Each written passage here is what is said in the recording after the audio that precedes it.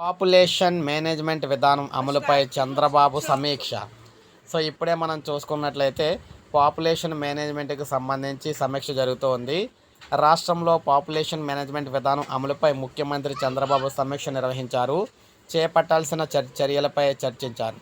జిల్లాల వారీగా fertility rate వివరాలను అధికారులు వెల్లడించారు. అత్యధికంగా కడపలో 1.99, అత్యల్పంగా విశాఖలో 1.32% టోటల్ ఫెర్టిలిటీ రేట్ ఉందని ఇక్కడ తెలిపారు. ప్రస్తుతం రాష్ట్రంలో 1.5% సగటుతో టోటల్ ఫెర్టిలిటీ రేటు నమోదు అయినట్లు అధికారులు వెల్లడించారు. ఈ లక్ష్యం 2.1కి పెంచడానికి తగిన చర్యలు చేపట్టాలని చెప్పేసి ముఖ్యమంత్రి దిశానిర్దేశం అయితే చేశారు. సో ఈ నేపథ్యంలో ఆంధ్రప్రదేశ్ సంబంధించి పాపులేషన్ మేనేజ్మెంట్ అంటే జనాభా నిర్వహణకు సంబంధించి ఈ అయిపోయిన తర్వాత కొత్త నిర్ణయం ప్రకటిస్తారనమాట.